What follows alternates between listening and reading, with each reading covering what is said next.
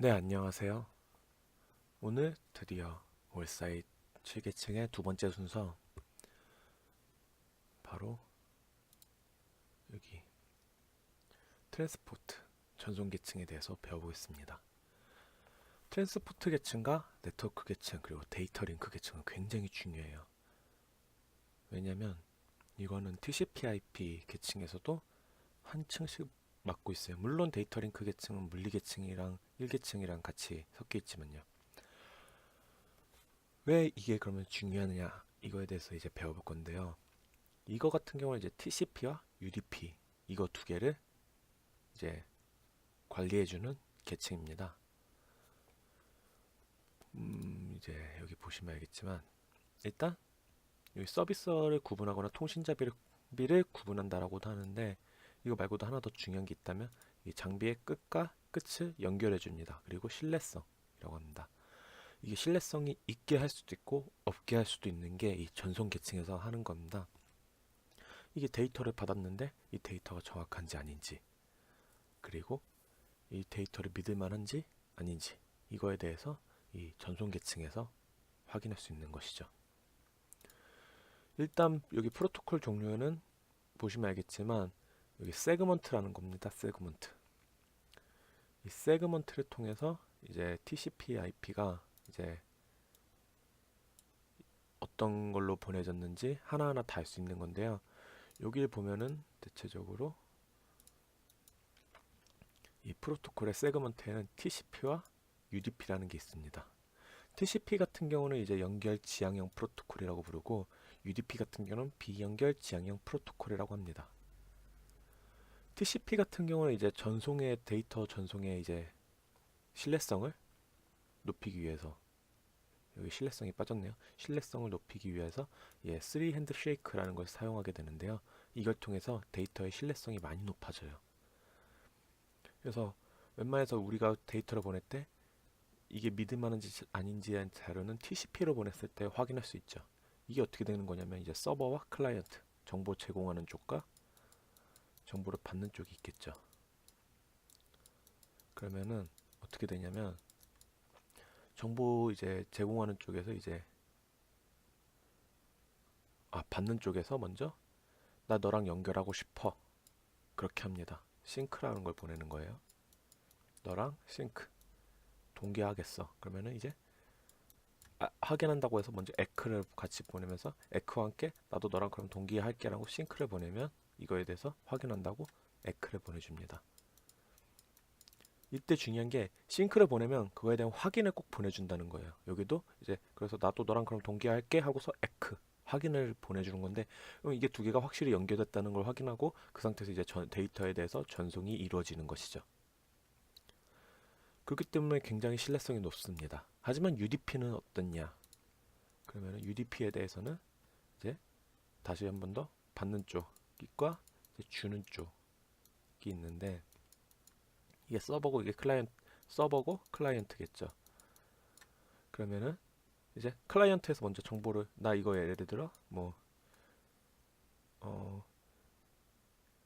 이 동영상을 보고 싶다라고 하면은 얘는 이제 동영상을 보내줍니다. 동영상 1분 때, 2분 때, 3분 때 이렇게 보내주겠죠. 원래 이것보다 더 작아요. 뭐 1초, 2초 단위로 보내겠지만 이렇게 보내는데, 여기서 만약 얘가 1번 때를 보냈는데 1번 때가 여기로 안 가고 막 이상한 데로 돌아서 얘랑한테 못 갑니다.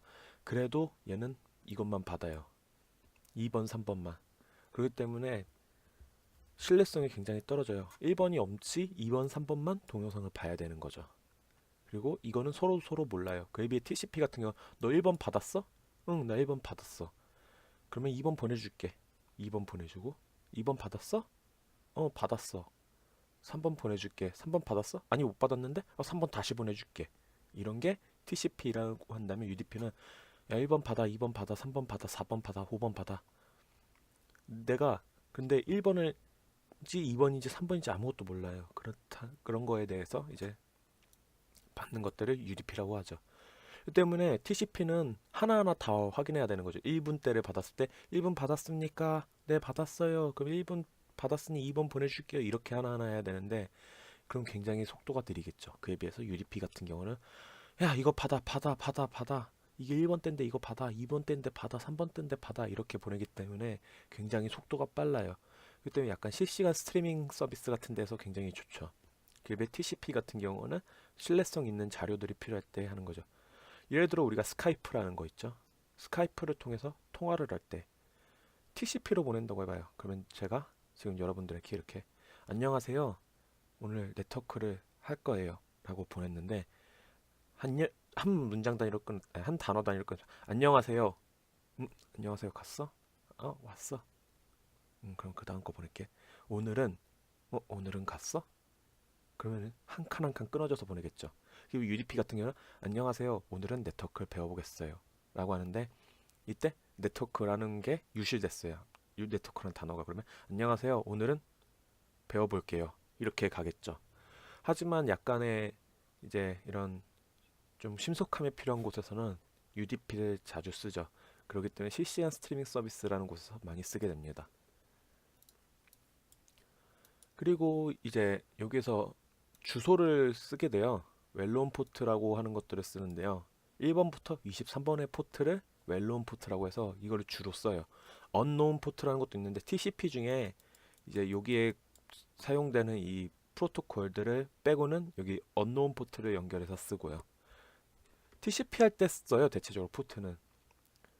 물론 UDP 때도 써요. 67번, 68번 이런 거 보이죠?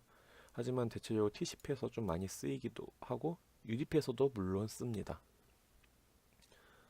일단 보면은 해볼 텐데 우리 HTTP 여기 앞에 원래 달려 있는 거죠. 인터넷 프로토콜 할 때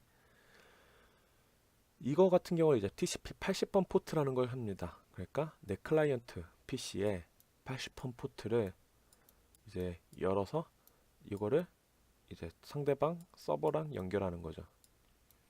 근데 예를 들어 제가 이렇게 했는데 여러분들한테 이제 보냈는데 여러분들이 뭐 이런 데를 못 본다거나 이런 거를 못 본다거나 이럴 수 있어요. 그러면 좀 문제가 있겠죠. 그렇기 때문에 TCP라는 굉장히 신뢰성이 높은 프로토콜을 이용하게 됩니다. 그러면은 다음에는 뭐 DNS가 뭐냐면 근데 이거를 좀 설명하면 할 테니 뭐 대체적으로 이런 게 있다라고 보시고 다음번에 이거에 대해서는 따로 10분짜리 설명을 다시 해볼게요. 일단 이거에 대해서는 이 포트에서 웬만해서 외워두는 게 좋습니다. 이 포트가 어떤 곳에서 어떤 포트로 쓰이고 이게 무슨 역할을 할지에 대해서. 그리고 이 역할에 대해서는 제가 다음번 강의에 다시 넣겠습니다. 그리고 언웰로운 포트 같은 경우는 이제 나머지 부분. 예를 들어 내가 TCP 통신이 필요한데 이 부분에 대해서 포트로 연결해 가지고 이제 하는 거죠. 이 포트 같은 경우는 이제 방화벽이 설정이 가능하기 때문에 내가 이 포트만 열겠어 하면은 이제 TCP 포트만 열겠어 하면 TCP만 가능하고 UDP 포트들 이거 67번 뭐 68번 이것만 열겠어 하면 UDP만 가능한 거예요. 예를 들어 이 포트들을 막으면은 이 포트는 사용할 수 없기 때문에 몇몇 서비스가 제한이 되지만 안정성은 높아지겠죠. 원노운 포트 같은 경우도 그냥 미리 다 잠가버리고 그러면은 이제 막 아무렇게나 들어올 수 없겠죠. 외부에서 이런 필요한 포트만 열어두고 있다면